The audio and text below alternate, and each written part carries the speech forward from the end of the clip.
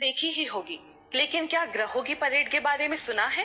जाहिर है कि सबने दूसरे ग्रहों के फोटोज और वीडियोस ही देखे हैं, लेकिन जल्द ही आप अपनी आंखों से सूरज की परिक्रमा कर रहे कई ग्रहों को एक साथ देख सकेंगे। अंतरिक्ष में इन ग्रहों की परेड काफी रेयर है और इसमें हमारे सोलर सिस्टम के 6 ग्रह एक साथ लाइन में दिखेंगे। क्या है ये ग्रहों की परेड? इसमें कौन कौन से ग्रह बिना टेलीस्कोप के देख पाएंगे और कब दिखेगा ये नजारा, जानते हैं स्पॉटलाइट में। सबसे पहले जानते हैं कि प्लैनेटरी परेड होती क्या है। जब हमारे सोलर सिस्टम के 8 ग्रहों में से 2 या उससे ज्यादा ग्रह एक लाइन में आ जाते हैं तो इसे प्लैनेटरी अलाइनमेंट कहते हैं।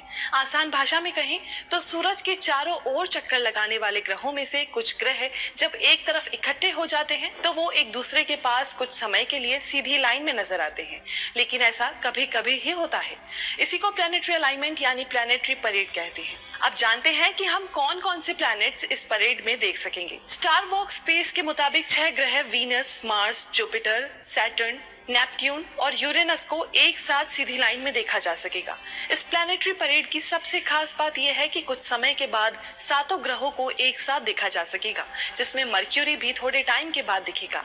हालांकि इसमें से सिर्फ 4 ग्रह मार्स, वीनस, जुपिटर और सैटर्न को ही आप बिना टेलीस्कोप के देख सकेंगे। वहीं नेपट्यून और यूरेनस को देखने के लिए टेलीस्कोप या फिर हाई पावर दूरबीन की जरूरत पड़ेगी।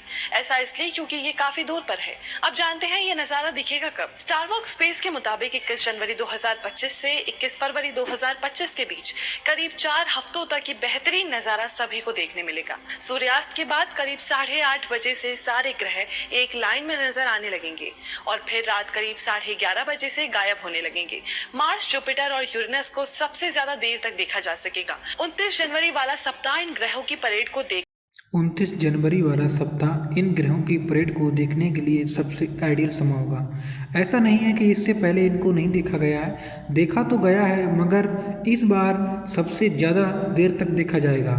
और ये कहाँ देखा जाएगा? अमेरिका, भारत, कनाडा, मैक्सिको और दुनिया के कई शहरों के द्वारा ये देखा जा सकता है। वहीं मार्च आते ही इन ग्रहों को देखना काफी मुश्किल हो जाएगा। ऐसा इसलिए क्योंकि मरकरी, सैटर्न और नेपट्यून सूरज के काफी करीब पहुंच जाएंगे और जल्द ही वीनस भी दिखना बंद हो जाएगा।